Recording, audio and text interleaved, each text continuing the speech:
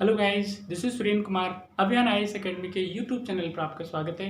Guys, आज हम बात करने वाले हैं आईएईए के बारे में। इंटरनेशनल एटॉमिक एनर्जी एजेंसी के बारे में हम बात करेंगे। गाइस, एजेंसी है क्या, किसके अंडर वर्क करती है, इसके मैंडेट क्या हैं, ठीक है, इसकी प्रायोरिटीज़ क्या हैं, सारी चीज़ों के बारे में हम लोग बात करेंगे। Guys, international atomic energy agency जो है आपके पास, वो यूनाइटेड नेशंस की एक ऑटोनोमस एजेंसी है, ठीक है। यानी ये एक स्वतंत्र होकर के काम करने वाली संस्था है।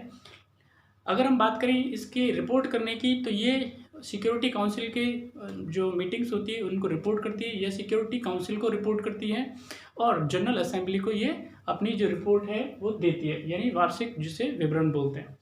गाइज, अगर हम बात करें तो इसका एम क्या है, इसका मकसद क्या है, तो गाइज आईएईए का मकसद है कि पूरी दुनिया के अंदर सिविल पर्पसेस के लिए, यानी कि अगर हम बात करें कि एनर्जी क्रिएट करने के लिए, बिजली उत्पादन के लिए, या फिर और तरीकों के लिए सिर्फ न्यूक्लियर एनर्जी का उपयोग है, यानी एटॉमिक एनर्जी का उपयोग की ये परमिशन देता है। गाइज, अगर हम बात करें आपके पास में इसके मेंबरशिप की, तो कोई भी कैंडिडेट, चाहे वो एनपीटी जिसने साइन किया है या नहीं किया है, NPT stand for non proliferative treaty, यानी परमाणु अप्रसार संधि, जिसपे साइन किया है तो भी, नहीं किया है तो भी इसका सदस्य बन सकता है।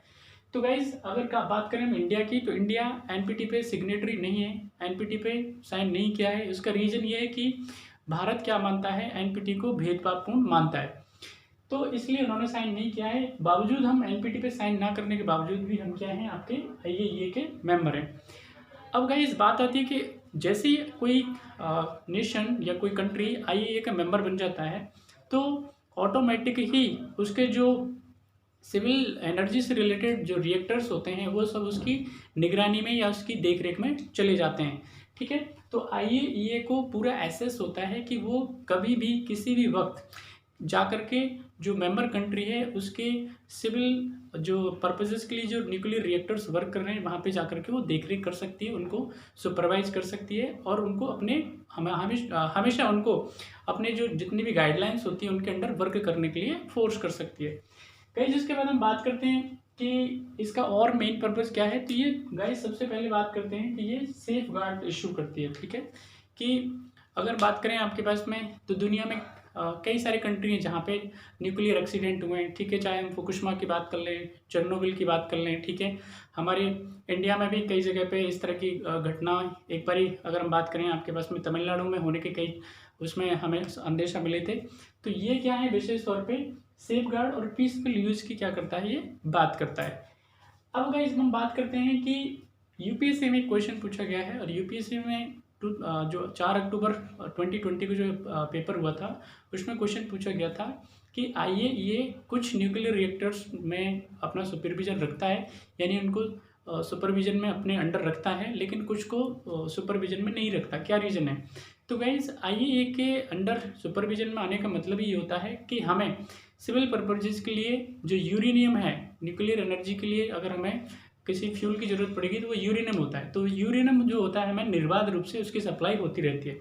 लेकिन अगर हम मिलिट्री रिएक्टर्स की बात करें तो उसकी सप्लाई हमें जो वर्ल्ड कम्युनिटी है, अगर हम बात करें एनएसजी की, विशेष तौर पे न्यूक्लियर सप्लायर ग्रुप है ये, इसकी बात करें तो ये क्या करता है, सिर्फ सिविल पर्पजेज़ के लिए यूरेनियम की सप्लाई करता है, और मिलिट्री पर्पजेज़ के लिए यूरेनियम की ये सप्लाई नहीं करता।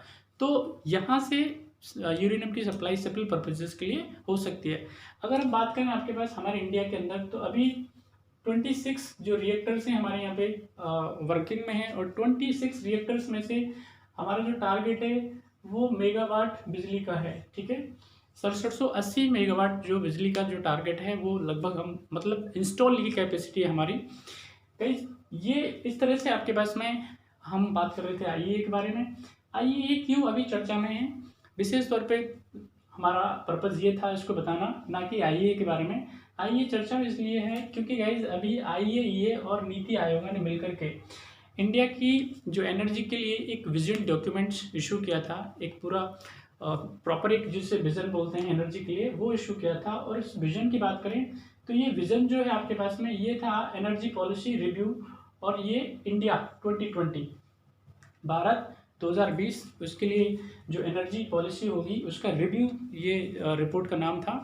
इसको IAEA और नीति आयोग ने मिल करके तैयार किया है, इशू किया है।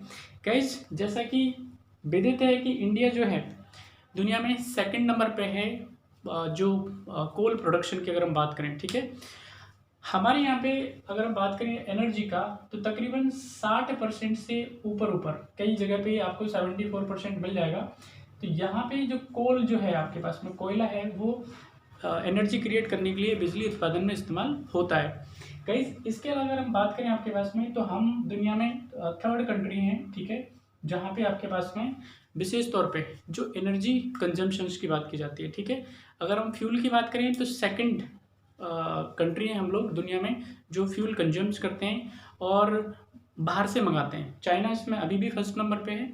अगर हम बात करें आपके पास में रिफाइनरीज की, यानी कि रिफाइन करने की फ्यूल को, तो हम लोग फोर्थ नंबर पे आते हैं, ठीक है। आने वाले वक्त में हम क्या है, एक तो कोयले का प्रोडक्शन, दूसरा रिफाइनिंग का, और तीसरा आपके पास में जो इम्पोर्ट का, तो दुनिया में हम लोग पहले नंबर पे आ जाएंगे। अभी भी चाइना पहले नंबर पे चल रहा है। तो गाइस, अगर हम बात करें आपके पास में तो इस तरह से हमारे पास अगर हम बात करें 1.6 टन और पर कैपिटा हमारे पास में ये एमिशन होता है हमारा, जो कि दुनिया के मुकाबले 4.4 जो टन है आपके पास में पर कैपिटा, उससे कहीं कम है। अगर हम एमिशन की और बात करें तो हम लोग दुनिया में थर्ड नंबर पे आते हैं, ठीक है। कार्बन इमिशन को, CO2 इमिशन को लेकर अगर हम बात करें आपके पास में तो हम लोग दुनिया में तीसरे नंबर पे आते हैं। 6.4 जो है आपके पास में, इससे भी कम कार्बन उत्सर्जन हम लोग करते हैं, ठीक है। पहले नंबर पर अभी भी चाइना है, दूसरे नंबर पे अगर हम बात करें तो अमेरिका आता है। तो गाइज, ये सारी चीज़ें देखने के बावजूद क्या है, हमारी जो प्रायोरिटीज़ हैं हमने फिर भी टॉप पे रखी हुई हैं। हम अभी भी हमारी गवर्नमेंट ने ये डिसाइड किया हुआ है कि आने वाले टाइम में, ठीक है, आने वाले टाइम में, और ये 2030 तक की बात की जा रही है, ठीक है। 2030 तक की बात करें तो हम लोग हमारी जो रिन्यूएबल एनर्जी है उसकी प्रायोरिटी हम उनको बढ़ा रहे हैं।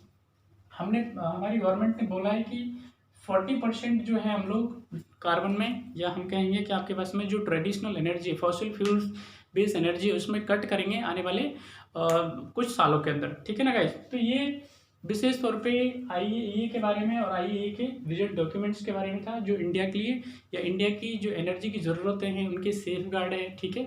उनके लिए क्या क्या जो ज़रूरतें हैं इंडिया के लिए, ठीक है। अगर हम बात करें सोलर एनर्जी की, ठीक है, तो सोलर एनर्जी में और क्या कर सकते हैं, तो ये सारी चीज़ों को लेकर के नीति आयोग और विशेष तौर पे IAEA ने हमें एक विजन डॉक्यूमेंट्स इसको शुरू किया है, जिसका नाम है इंडिया 2020। तो इस तरह से ये पूरा वीडियो के बारे में था। आप इसको देखिएगा, आई होप आपको पसंद आएगा। बाकी अगली वीडियो में मिलते हैं, तब तक थैंक यू।